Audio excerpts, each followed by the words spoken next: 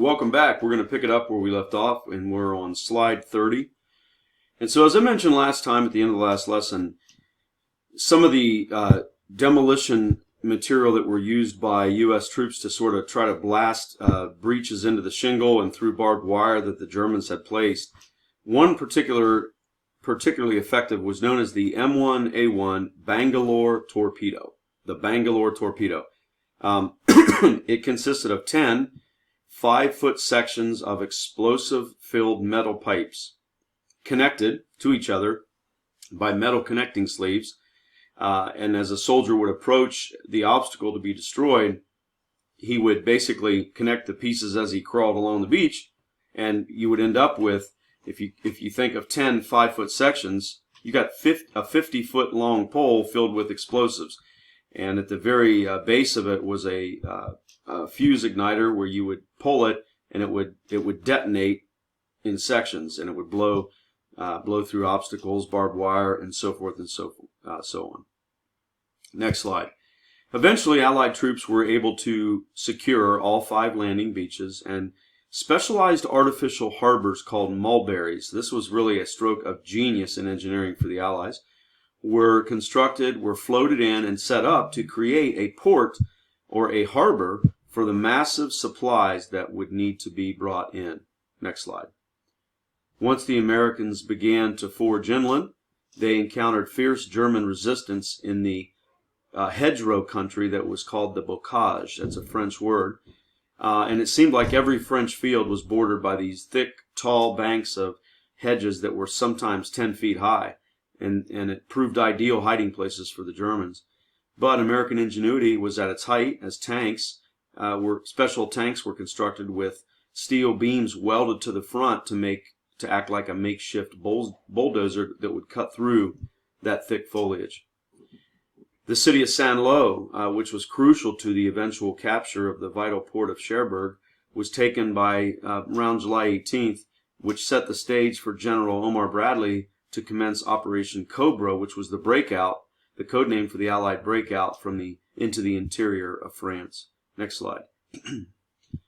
On June the 20th, 1944, July the 20th, a German colonel by the name of Klaus von Stauffenberg attempted to assassinate Hitler at his headquarters in East Prussia, a place called the Wolf's Lair.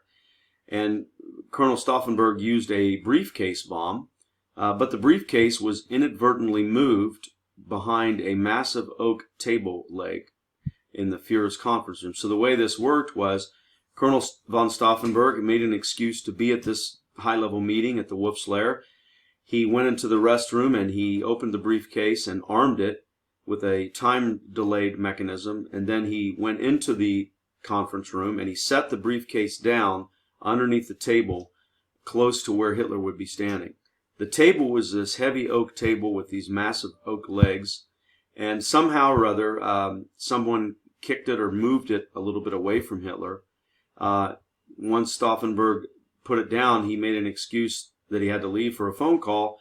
He promptly got in his vehicle and sped away, and the explosion happened. But unfortunately, Hitler was not killed. And so shortly thereafter, Colonel von Stauffenberg, along with several co-conspirators, were rounded up, and they were executed for their role in what became known as Operation Valkyrie. Among the top-ranking leaders on the suspect list of this plot was General Erwin Rommel, who was forced to commit suicide. Next slide. Operation Cobra, as I mentioned, the code name for the great Allied breakout from Normandy, began on July 25th, and it ended on August the 15th. The amphibious invasion of southern France, codenamed Operation Dragoon, landed the U.S. 7th Army along 3 main beaches on the southern French coast, the French Riviera. The landings were successful, and Allied troops began driving north through the Rhone River Valley. Now, Operation Dragoon is personal to me. Next slide, because my great uncle, Norris Byron Wells Jr., was with the 36th Infantry Division and was killed on August the 28th, 1944, as part of Operation Dragoon. He was only 19. A few years ago, I received an email from a woman whose grandfather served in the same division as my great uncle. And in her email, she stated that her grandfather had attended a Veterans Day memorial celebration in the village where this battle took place.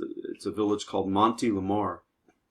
And during the memorial ceremony on Veterans Day, a woman found a Bible in a farmhouse that had been used as an aid station during that battle. And here's the Bible, and inside the Bible is the name of my great uncle. And this woman shipped this to me at Christmas time 6 years ago. Operation Dragoon was a success as it forced a retreat of German forces in southern France and scattered them. And as the summer turned to autumn, the Allies, especially the British, began experiencing supply problems.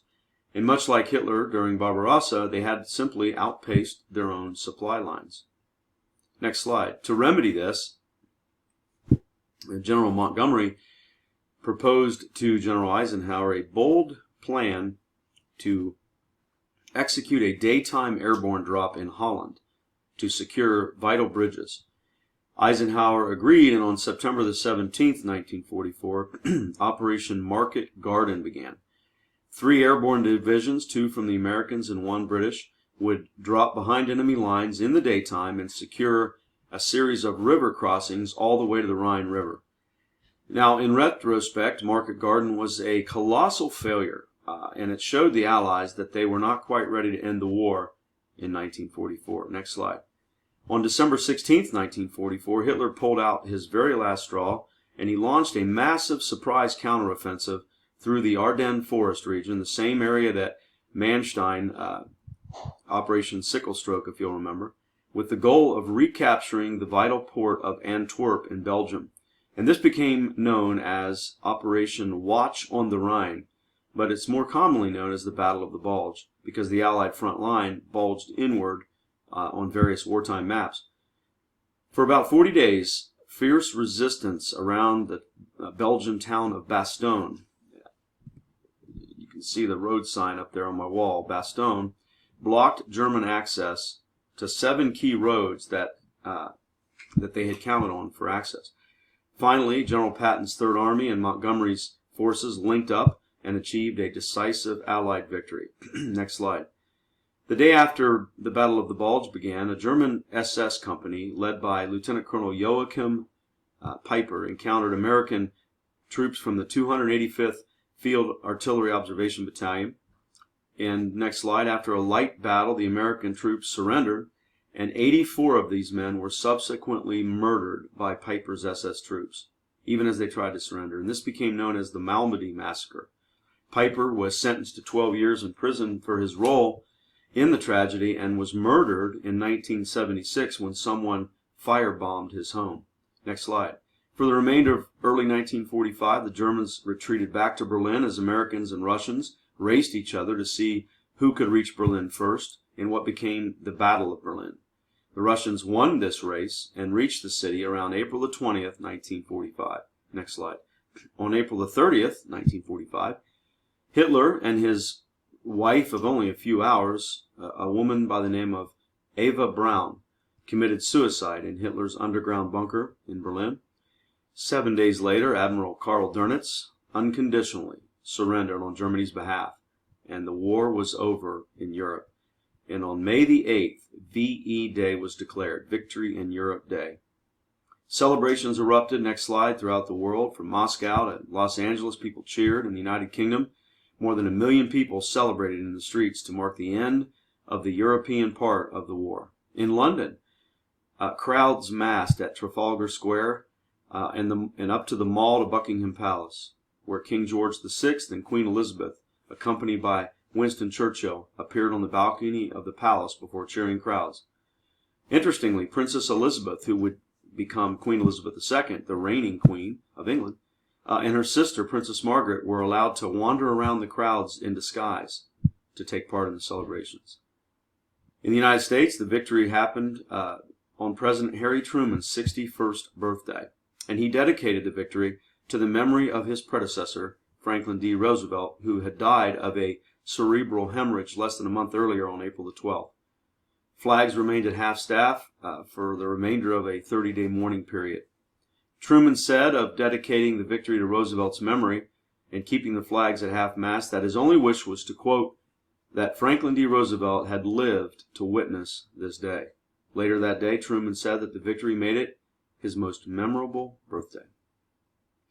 All right, we're going to stop there and go over the note sheets for Lesson 6. So if you want to, if I can find them, you want to grab those. Maybe we'll go over them. Give me just a second here.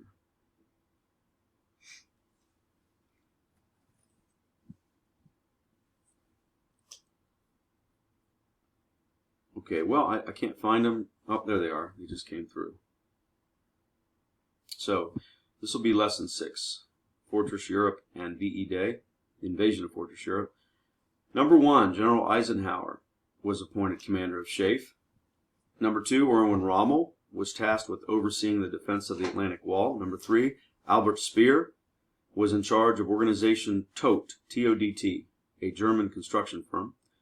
4, Operation Bodyguard involved deceiving the Germans into believing the invasion would occur at Pas-de-Calais. Number 5, the code name for the Allied invasion was Operation Overlord. 6, U.S. forces landed on Utah and Omaha Beach.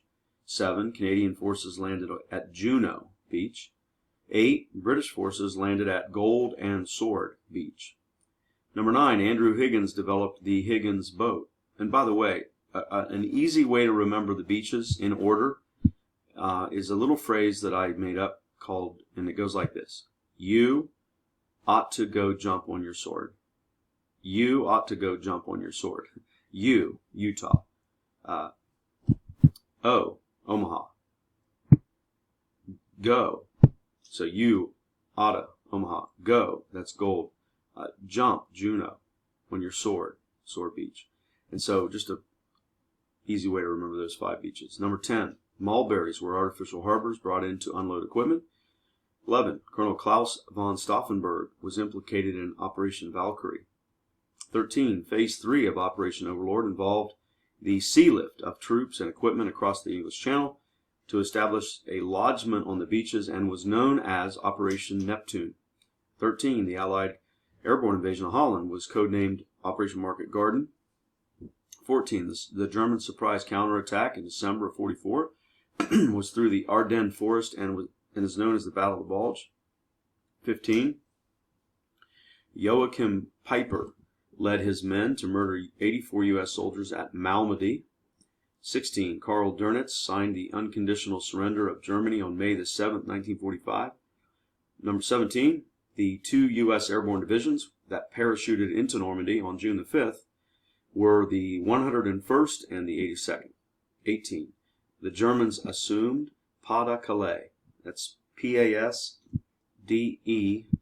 and then C-A-L-A-I-S would be the likely invasion point because it was closer to England. Number 19, the thick, tall banks of hedgerows which impeded Allied advances into the French countryside were called the bocage country, B-O-C-A-G-E. 20, beach obstacles like hedgehogs, Teller mines, and Belgian gates and S mines caused significant damage to invading assault troops. All right, we're going to wrap it up, and I'll see you next week for our final module.